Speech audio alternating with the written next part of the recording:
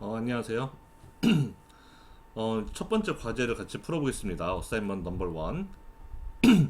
이거는 이제 2장에 대한 과제예요. 여러분들이 2장 수업을 다 듣고 아마 2장 수업이 우리 3주째에서 못 끝냈고 4주째 수업에서 2장을 다 끝냈던 걸로 기억하는데, 따라서 4주째 수업까지 듣고 여러분들이 이거를 스스로 풀어보시고, 그리고 이제 제가 지금 풀어주는 이 동영상 보면서 이제 그 본인이 풀었던 거랑 맞춰보면 되겠습니다.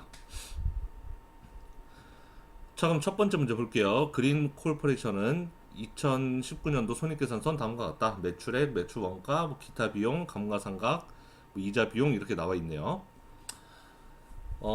이 밖에도 회사는 2019년도에 2,500의 신주를 발행했고 3,800의 비유동 부채를 상환했다라고 써 있습니다.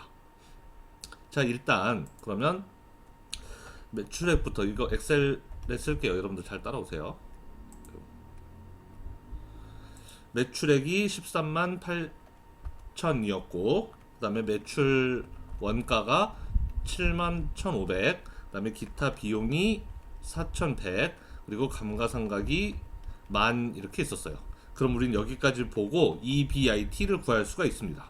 이 회사 EBIT는 매출액에서 매출 원가, 비용, 감가상각까지 빼면 이게 EBIT였어요. 그래서 이 회사 EBIT는 52,400이었고, 여기서 이 회사는 EBIT가 이자와 인터레스트와 텍스, 세금을 내기 전 수익이니까 이제 여기서는 죄송합니다. 이자랑 세금만 내면 이제 당기순이익이 나오겠죠. 이 회사는 이자를 7,900을 냈다고 문제에 써있고, 세금은 17,760을 냈다고 써있네요. 17,760을 냈대요. 그러면 당기순이익이 얼마인지 알 수가 있습니다. 당기순이익은 EBIT에서 이자랑 세금 빼면 당기순이익이 나오겠죠. 26,740만큼의 당기순이익을 벌었네요. 그 중에서 이 회사는 배당금은 이제 5,400을 줬다는 거고, 이 중에서. 자, 문제에서 영업현금 흐름을 구하래요. 영업현금 흐름, 오퍼레이팅 캐시 플로우였죠. 그래서 줄여서 OCF라고 썼었습니다. 네, 영업현금 흐름을 구하래요. 영업현금 흐름은 어떻게 구하느냐? EBIT에서 감가상각을 더하고, 디프리시에이션 감가상각을 더하고, 거기서 세금을 빼면 된다 그랬어요.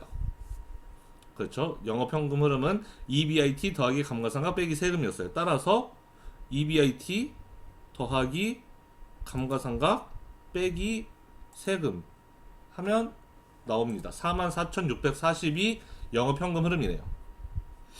자, A번 문제 풀었고, 두 번째 문제, 채권자에게 가는 현금 흐름은 얼마인가? 채권자에게 가는 현금 흐름, 캐시플로우 투 크레디터스라 그랬죠.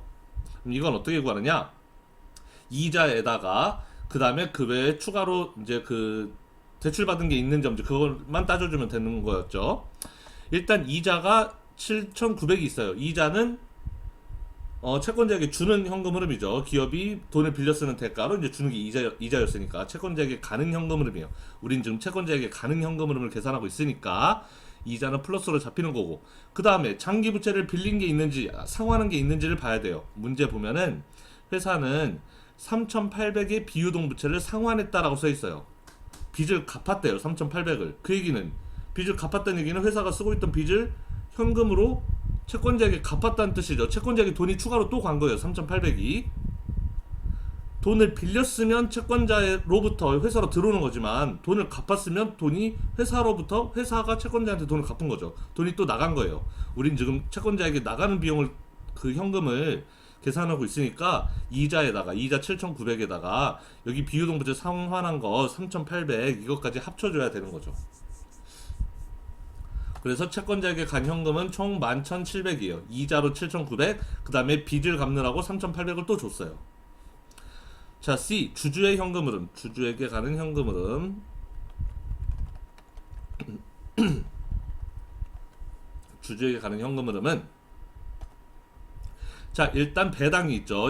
배당이 문제에 5,400이라고 써있네요. 배당금은 주주에게 주는 그 돈이에요. 기업이 벌어들인 당기 순이익 중에 일부를 떼서 주주에게 현금으로 배당을 준다 그랬죠. 그래서 5,400이 배당으로 주주에게 돈이 갔어요. 그 다음에 회사가 신주를 발행한 게 있는지 아니면은 자사주를 매입한 게 있는지 그 내역을 봐야 되는데 이 회사는 신주를 발행했어요. 2,500의 신주를 발행했고 라고 써있죠. 신주를 발행했다는 게 무슨 뜻? 주식을 발행해서 주식을 팔았다는 거예요. 주식을 2,500만큼 돈 받고 주식을 팔았다라는 거죠. 새로 주식을 발행해서. 그럼 2,500이란 돈이 주주로부터 회사로 들어왔을 거 아니에요. 주식을 찍어서 내다 팔았으면 공짜로 판 게 아니라 주주들은 그거를 2,500 주고 우리 회사로부터 사갔단 말이에요. 주식을 2,500이란 돈을 회사에 투자했다라는 뜻인 거예요. 따라서 배당을 주느라고 5,400을 주주에게 줬지만 주식을 찍어서 주주에게 새로 2,500을 투자 받았으니까 들어온 돈은 그만큼 빼줘야 돼요. 2,500이란 돈을 빼줘야 됩니다. 그래서 주주에게 간 현금 흐름은 총 2,900이 되네요. 자, 그럼 여기까지 보면 일단 우리는 캐시 플로우 from assets를 구할 수가 있죠. 이거를 CFFA 총 현금 흐름을 우리는 자산에서의 현금 흐름, 총 현금 흐름을 구할 수가 있어요. 어떻게? 채권자에게 가는 현금 흐름 더하기 주주에게 가는 현금 흐름 이렇게 계산하면 우리는 총 현금 흐름을 구할 수가 있었습니다. 14,600이네요. 자, 그런데 이 총 현금 흐름은 이런 식으로도 계산할 수 있다고 그랬어요. 영업 현금 흐름에서 오퍼레이팅 캐시플로우 위에서 구했던 거 영업 현금 흐름에서 순 자본 지출을 빼고 넷 캐피탈 스펜딩 순 자본 지출을 빼고 그 다음에 순운전 자본의 변동 넷 워킹 캐피탈의 변동을 빼면은 이런 방식으로도 자산에서의 현금 흐름을 구할 수 있다고 배웠습니다. 영업 현금 흐름에서 그 순 자본 지출을 빼고 그 다음에 그 순운전 자본의 변동을 빼면은 그 값도 역시 이렇게 같아지게 된다는 거죠. 14,600과. 그럼 문제에서 우리 오퍼레이팅 캐시플로우 영업 현금 흐름은 이미 구했어요. 44,640 구해놨고 여기 문제 보면은 순 비유동 자산이 17,400이 증가했대요. 우린 이걸 듣고 뭘 구할 수 있다? 넷 캐피탈 스펜딩 순 자본 지출을 계산할 수 있다는 거예요. 그럼 넷 캐피탈 스펜딩 NCS 넷 캐피탈 스펜딩을 어떻게 구하느냐? 순 비유동 자산 증가한 거 17,400 더하기 감가상각을 해주면 감가상각을 해주면 그게 순 자본 지출이었죠. 기억나요? 이거 다 우리 수업 시간에 배운 내용입니다. 그래서 순 자본 지출을 계산하면은 27,400이 나오는 거예요. 자, 그럼 마지막 D번 문제 보면은 순운전 자본에 추가된 금액은 얼마인가 그랬습니다. 즉 순운전 자본의 변동이 얼마인지를 물어보는 거죠. 우린 지금 여기 순운전 자본의 변동을 구하고 싶어요. 근데 우리는 지금 자산에서의 현금 흐름 14,600 구해놨고 그 다음에 영업 현금 흐름 44,640 얘도 구해놨고 그 다음에 순 자본 지출 얘도 27,400 구해놨어요. 얘를 알고 싶은데 얘도 얼마인지 알고 얘도 얼마인지 알고 얘도 얼마인지 알아요. 그럼 얘 구하는 건 쉽죠. 그러면 change in 순 net working capital은 그럼 얘 왼쪽으로 넘기고 다 오른쪽으로 넘기면 되겠네요. 영업 현금 흐름에서 순 자본 지출 빼고 그 다음에 자산에서 현금 흐름 빼고 이렇게 계산하면은 나오겠네요. 계산해 봤더니 2,640 즉 여기 44,640에서 이거 27,400 빼고 그 다음에 이거 2,640 빼면 14,600이 남게 된다라는 겁니다. 그래서 D번 순운전 자본에 추가된 금액은 2,640이 되는 거예요.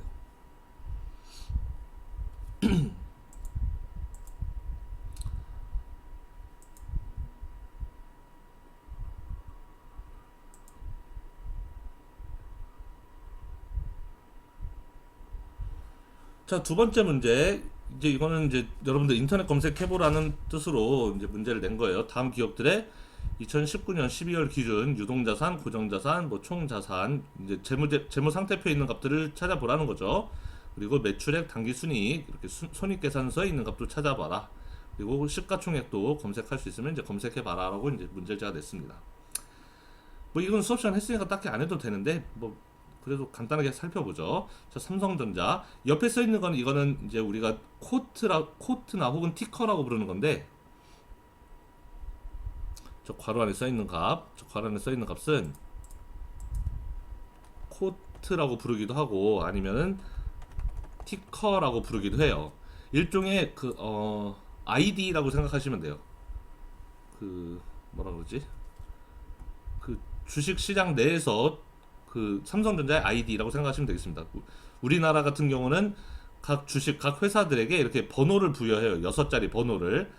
상장 회사는 끝에 가다 0으로 끝나고 이제 상장 회사 아닌 경우는 이제 다른 숫자로 끝나는데 상장 회사는 다 끝이 0으로 끝나게 돼 있는 6자리 숫자를 부여합니다. 삼성전자는 5930번이고 네이버는 35,420번이고 뭐 이래요.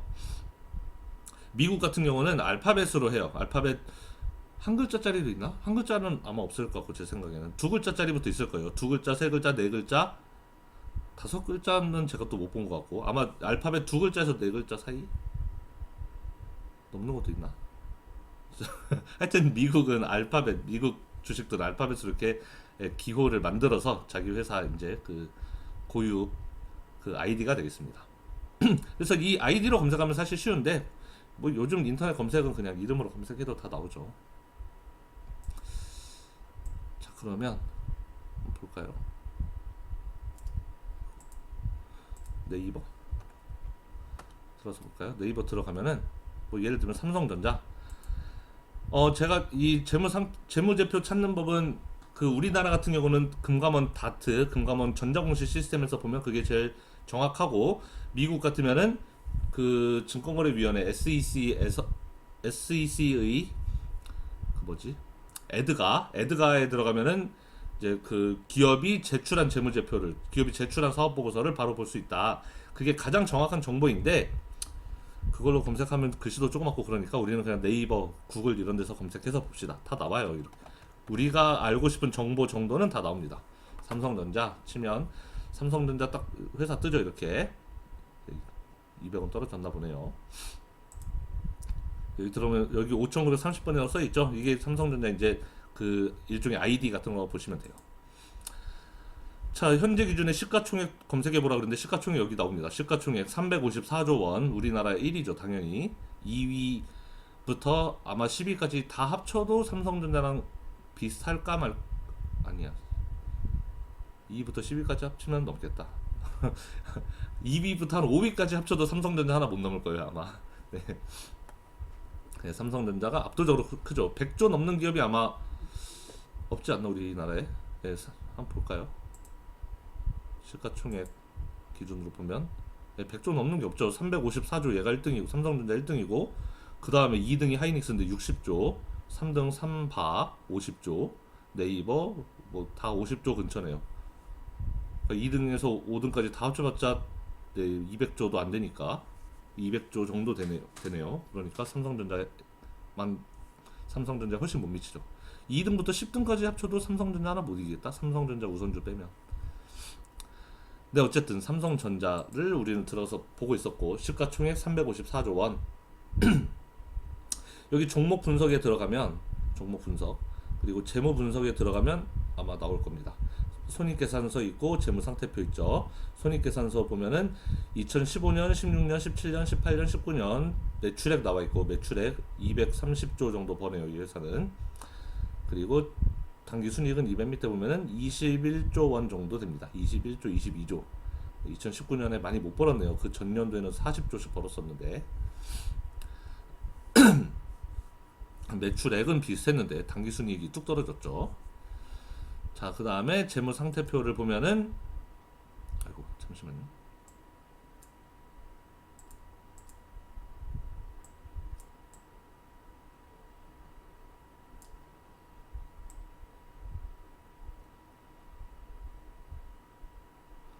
네, 재무상태표를 보면 자산 총계 지금 352조 정도 되죠. 그리고 그 중에 유동자산이 181조 정도 돼요. 그러면 나머지는 고정자산이니까 뭐 고정자산 여기 밑에 나오기도 하네요. 비유동자산에 보면은 171조라고 써 있습니다. 유동자산 181조, 고정자산 171조 합쳐서 352조 정도의 총 자산이 있고 그 다음에 부채는 네, 여기 부채 총계가 89조 정도 있네요. 89조 6천억 정도 부채 총계. 그 다음에 그 중에서 유동부채가 대부분이에요. 유동부채가 63조니까 삼성전자는 장기부채를 거의 안 쓰는 회사라고 볼 수가 있는 거예요. 많은 경우에 부채 중에선 유동부채가 더 큰 경우가 많은데 장기부채가 더 많은 경우가 많은데 삼성전자는 유동부채가 훨씬 더 많죠. 그러니까 거의 빚을 안 지고 안 쓰는 레버리지를 아주 그냥 싫어하는 그런 기업이라고 볼 수가 있습니다.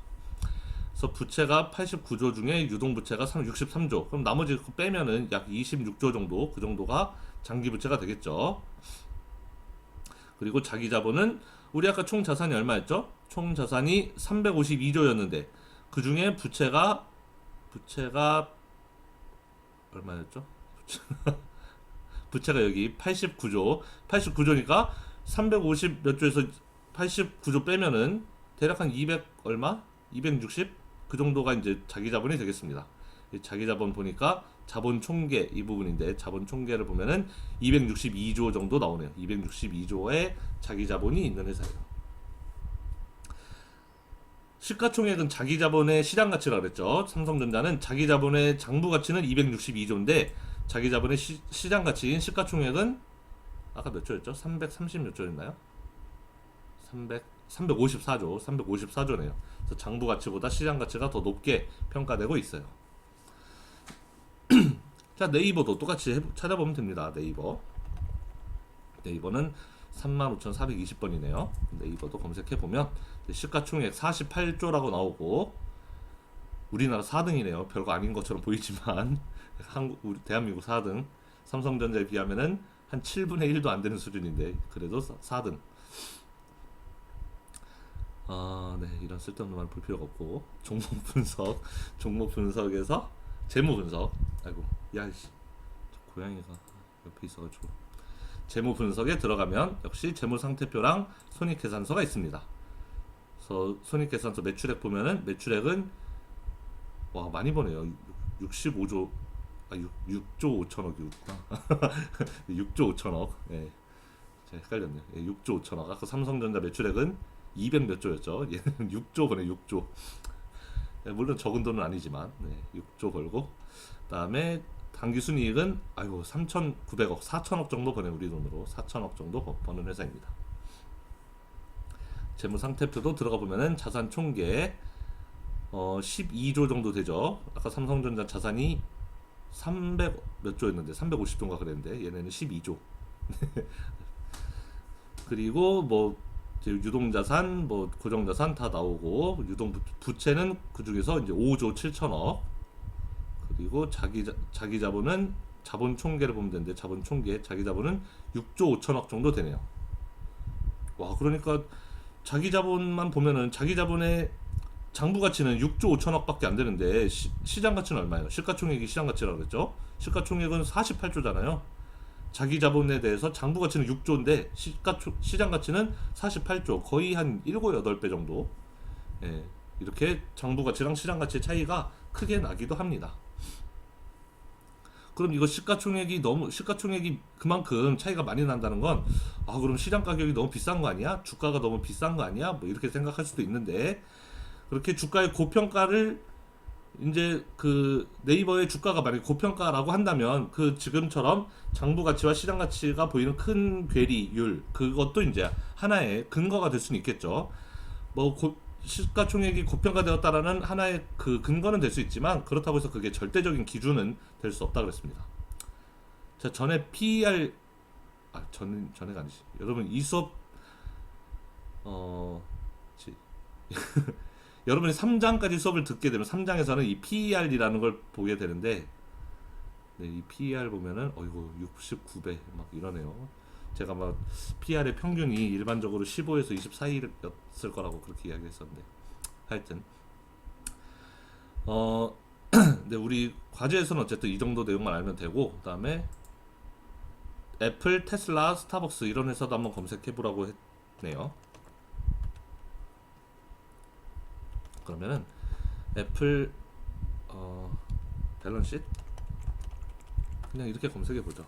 이렇게 하면은 월스트리트저널이 설명을 되게 잘 해놨습니다. 그래서 저는 월스트리트저널에 들어서 주로 보는데 야후 파이낸스에 들어가서 봐도 되고 월스트리트저널에 들어서 봐도 되는데 저는 개인적으로 여기를 선호해요. 뭐 둘 중에 어디 가서 봐도 다 잘 돼 있습니다. 좀만 고양이가 키보드를 밟고 있어가지고 자꾸 키보드를 발로 차네요. 야, 자, 들어가니까 바로 여기 재무 상태표가 이렇게 나와요. 여기 파이낸셜스에 들어가면은 인컴 스테이트먼트도 있고 밸런스시트도 있죠. 밸런스시트, 재무 상태표, 인컴 스테이트먼트이 손익계산서인데 둘 다 볼 수가 있습니다. 그래서 재무 상태표 보면 2019년 기준으로 했을 때 뭐 여러 가지 것들이 있고 쭉 내려가다 보면은 뭐 어디 있냐? 아, 여기 있네요. 토탈 커런 에셋 유동부채, 총 유동부채가 이게 밀리언 단위일 건데 아마 밀리언이죠. 예, 밀리언이니까 유동부채가 밀리언 빌리언 162 빌리언, 그러니까 우리 그 162 빌리언이니까 1620억 달러 1620억 달러면 우리 돈으로 하면 대략 한 180조? 뭐 이 정도 되겠죠. 180조. 그리고 총 자산을 보면 이 회사의 총 자산은 338 밀리언이 되겠습니다. 그럼 우리 돈으로 하면 한 370조, 80조 이 정도 되겠죠. 한 380조. 그러면 우리 아까 삼성전자 생각해 보면 삼성전자가 350조인가 그랬잖아요. 총 자산이. 근데 애플의 총 자산이 우리 돈으로 했을 때 한 380조 정도 되면 삼성전자랑 애플은 비교하기 딱 좋은 회사예요. 총 자산이 거의 같아요. 총 자산의 장부 가치가 거의 같은 그런 회사입니다. 삼성전자가 가진 공장만큼 애플도 그만큼 공장 가지고 있나 봐요. 비슷하게. 자, 그 다음에 이 밑에 클릭하면 부채와 자기자본도 볼 수가 있습니다. 아까 삼성전자는 350조 자산 중에 부채가 한 89조인가 밖에 안 됐죠.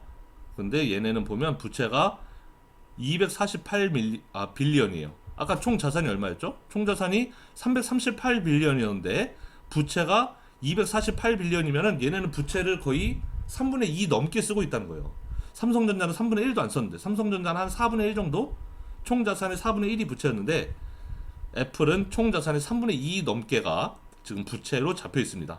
그럼 자기 자본은 얼마 안 되겠죠? 빼면 자기 자본은 여기 90 빌리언밖에 안 돼요. 그럼 90 빌리언 900억 달러 우리 돈으로 하면 한 100조 좀 넘게? 110조? 크게 잡아야 110조. 110조 안 되겠죠? 100조 정도. 100조 원 정도 돼요. 근데 애플의 그러면은 시가총액 한번 볼까요? 시가총액 어디 나오지? 오버뷰에 나오나? 오버뷰에 들어가 보면은 여기 있네요. 마켓 캡이 시가총액이에요. 마켓 캐피탈라이제이션이란 뜻입니다.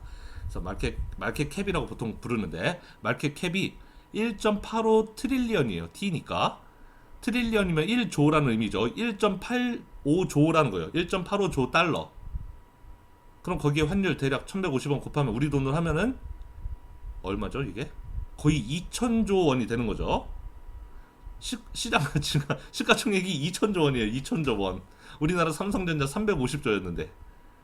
그러니까 자산 사이즈만 놓고 보면은 삼성전자랑 애플은 비슷한 회사이고 자기 자본만 놓고 보자면 삼성전자가 훨씬 큰데 오히려 애플의 자기 자본은 100조밖에 안 됐고 삼성전자는 얼마였죠? 한 260조였나요? 260조 정도 자기 자본이 있었죠. 100조 260조였는데 자기 자본의 시장 가치인 시가총액을 비교해 보면은 삼성전자는 262조가 장부 가치, 시장 가치는 350조 정도, 애플은 100조가 장부 가치, 그런데 시장 가치는 2000조, 무려 20배. 네, 그만큼 장부 가치와 시장 가치 차이가 굉장히 거리가 큰 거를 알 수가 있습니다. 파이낸셜스의 인컴 스테이트먼트 들어가 볼까요? 인컴 스테이트먼트 들어가 보면 애플이 아이폰 팔아서 얼마나 벌었나 봅시다. 자, 2019년 기준으로 259 빌리언을 벌었네요. 그러면은 2,590억 달러를 번 거고 우리 돈으로 하면 한 300조 조금 안 되겠네요. 그럼 삼성전자랑 큰 차이 안 나죠. 삼성전자도 200 몇 조 벌었으니까요. 삼성보다 조금 더 많이 벌었네요. 그다음에 당기순이익으로 가면은 쭉 내려서 넷 인컴이 당기순이익인데 넷 인컴 보니까 55 빌리언. 그러면 550억 달러 우리 돈으로 하면은 대략 한 60조 원. 그럼 삼성보다 많이 벌었네요. 삼성 아까 20조 아니었나요? 20조였죠. 얘네는 60조 벌었으니까 한 3배 벌었네요. 뭐 3배 물론 많이 벌긴 했지만 그렇다고 해서 시장 가치가 이렇게 시가총액 차이가 크게 날 건 아닌데 예, 애플의 시가총액은 2000조, 삼성전자 시가총액은 350조 이랬습니다. 네, 딱 봐도 그 회사가 어떻게 다른지 느낌이 오죠. 좀 삼성전자는 부채를 안 쓰는 기업, 애플은 부채를 적극적으로 쓰는 기업이라는 것도 알 수 있고요. 테슬라 한번 보겠습니다. 요즘 뭐 제일 아주 각광받고 있는 회사죠. 테슬라, 테슬라라고 치면은 여기 TSLA라고 뜨죠. 이게 이 회사의 그 코트라 그랬어요. 그 아이디 같은 거 여기 TSLA라고 했죠. 예, 여기도 제가 써놨습니다.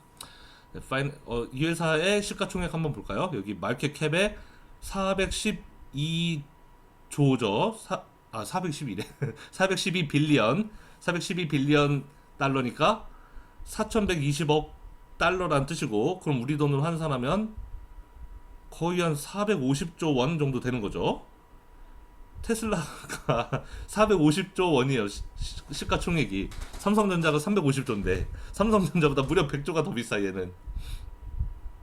차도 몇 대 못 파는 애들이 감히 테슬라 차 몇 대나 판다고. 예, 삼성전자보다 더 시가총액이 높아져 버렸습니다. 지금 주가가 너무 많이 뛰어서 그렇죠. 자, 파이낸셜스 볼까요? 밸런스시트를 보면, 재무상태표를 보면 2019년 기준으로 했을 때 이 회사 숫자들이 다 조금 하죠. 딱 봐도 뭐 회사가 가진 게 많이 없으니까요. 커런 에셋을 보면은 12 빌리언, 그러니까 120억 달러, 우리 돈으로 하면 한 뭐 13조, 14조 그 정도밖에 안 되죠. 유동자산. 총자산을 보면 총자산이 34 빌리언, 우리 돈으로 하면 대략 한 40조 원. 삼성전자 아까 총자산 얼마라 그랬죠? 350조라 그랬죠? 삼성전자 총자산 350조, 테슬라 총자산 35조. 35조 넘게 한 40조 정도, 40조. 거의 총자산 규모로 보면 10분의 1 규모밖에 안 돼요, 테슬라는 삼성전자에. 자, 부채를 봅시다. 34 빌리언 중에, 총자산 중에 부채를 얼마나 쓰는지. 자, 유동부채는 10 빌리언이고, 10 빌리언이고, 장기부채까지 합치면은 총부채가 26 빌리언이네요. 그럼 얘네도 적극적으로 지금 부채를 활용하고 있는 거죠. 지금 총 자산이 34 빌리언이었는데 총 자산이 34였는데 총 부채가 26이에요. 34 중에 26을 부채로 쓰는 거니까 얘네도 지금 거의 한 70, 80% 여기 써 있네요. 76%를 부채로 쓰고 있는 회사인 거예요. 총 자산 중에서. 우리나라 회사랑 딴판이죠. 삼성전자는 총 자산 중에 한 25%밖에 안 쓰는데 부채를. 얘네는 그렇지 않습니다. 지금 이자율도 낮고 회사도 한참 잘 나가고 하니까 그냥 막 쓰는 거예요, 빚을. 빚 잔치죠, 빚 잔치. 그 다음에 총 자기 자본은 여기 나와 있네요. 그래서 아까 34인가 거기서 이거 26배니까 얼마 안 남죠. 그래서 6 빌리언 정도, 66억 달러 정도 이렇게만 남아 있습니다. 66억 달러면 우리 돈으로 하면 대략 한 7조 원밖에 안 되는 돈이죠. 자기 자본의 장부 가치가 7조 원밖에 안 되는데 아까 시장 가치 얼마였죠? 450조? 장부 가치 7조인데 예, 시장 가치는 450조. 예, 거의 시장 가치가 한 몇 배인가요? 한 80배 되나요? 그렇게 70배 좀 안 되네. 60배, 65배 정도, 그 정도 됩니다. 네, 테슬라 그렇고 스타벅스 한번 볼까요? 스타벅스를 제가 왜 보라 그랬냐면 이 회사도 약간 특이하기 때문에. 스타벅스 검색하면 여기 SBUX, 스벅이네, 스벅. 네, 스벅스. 네, 여기 들어가면은 SBUX 들어가면 마켓 캡은 99 빌리언. 아, 이제 좀 작은 회사가 나왔네요. 99 빌리언이면 대략 1000억 달러라는 거죠. 미국 돈으로 하면 1000억 달러, 우리 돈으로 하면은 한 110조, 115조 원 정도. 얘도 네이버, 삼성전자보다 작지만 얘도 한국 오면 바로 2등이에요. 우리나라 100조 넘는 게 없다 그랬잖아요. 그렇죠? 우리나라 하이닉스가 2등인데 60조였죠. 얘는 스타벅스가 115조. 아, 스타벅스 한국 오면 바로 2등이네. 자, 그러면 이 회사가 가진 총 자산은 실제로 얼마나 되는지 한번 봅시다. 밸런스 들어가면 숫자들이 다 조그맣죠. 딱 봐도. 자, 2019년 보면은 이 회사의 유동자산은 뭐야? 빌리언도 안 돼요. 347 밀리언이야. 빌리언도 안 돼요. 잘못 봤네 제가. 여기 토탈 커런 에셋을 봤어야 되는데. 예. 토탈 커런에스의 총 유동 자산을 보면은 5빌리언이네요. 대략 56억 달러 정도. 우리 돈으로 하면 한 6조 원. 네, 그리고 총 자산을 보면은 여기 19빌리언이네요. 그러면 19빌리언이면 190억이고 우리 돈으로 하면은 한 21조, 22조? 22조 원 정도 되겠네요. 와, 22조 원이면은 뭐 삼성전자에 비하면 뭐 턱없이 작은 그런 숫자죠. 자, 그다음에 부채를 보면은 이 회사는 22조 총 자산 중에 부채를 얼마나 쓰는지 봅시다. 자산은 19빌리언이었는데 부채가 이 회사의 부채가 25빌리언이에요. 자, 총 자산이 19빌리언이었는데 부채가 25빌리언이에요. 그래서 이 회사는 자, 총 부채 더하기 자산은 부채와 자기 자본으로 이루어졌다 그랬잖아요. 근데 자산이 아까 18이었나요? 19빌리언이었는데 부채가 25빌리언이면 부채가 자산보다 더 큰 상태죠, 지금. 우리는 지금까지 자산은 부채 더하기 자기 자본 이렇게만 배웠어요. 근데 지금 부채가 자산보다 더 커요. 그래서 이 회사는 자기 자본이 마이너스예요. 이 회사의 자기 자본, 토탈 쉐어홀더스 에퀴티는 이게 괄호 쳐 있으면 마이너스거든요. 마이너스 6빌리언인 거예요. 우리 돈으로 하면 이 회사는 지금 자기 자본이 마이너스 60조 정도, 마이너스 70조 원 정도 되는 겁니다. 마이너스 7조 원 정도. 이런 회사를 보고 자본 잠식 상태라고 불러요. 자본 잠식. 자기 자본이 마이너스, 자기 자본의 장부 가치가 마이너스로 떨어졌다.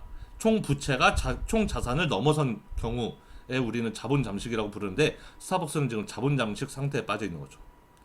한국 같으면 기업이 이렇게 자본 잠식 상태에 빠지게 놔두질 않을 거예요. 우리나라 같으면 금감원이 바로 시정시킬 겁니다. 뭐 상장을 폐지시킨다던가 저 회사는 바로 위험한 회사 바로 그냥 퇴출시켜버릴 텐데 미국은 그냥 봐줘요. 요즘 미국의 추세가 빚을 많이 쓰는 추세거든요. 그래서 지금 자기 자본도 보면은 작년까지는 자본 잠식 아니었죠. 작년까지는 다 플러스였어요. 여기 5빌리언. 근데 작년부터 이걸 줄이더니 올해는 아예 자본 잠식으로 가버린 거죠. 이제 빚을 더 늘리느라고 자기 자본을 더 줄여버린 거예요.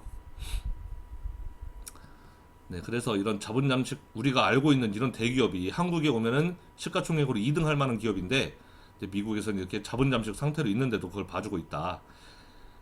지금 S&P 500이라는 건 이제 대략 이제 S&P에서 뽑은 우량주 500개라고 보시면 되겠는데 그 중에 아마 꽤 많은 숫자가 이런 자본 잠식 상태에 지금 있을 거예요. 10개가 넘어요, 제가 알기로는.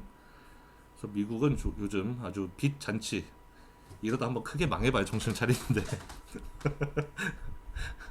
수박 망해라.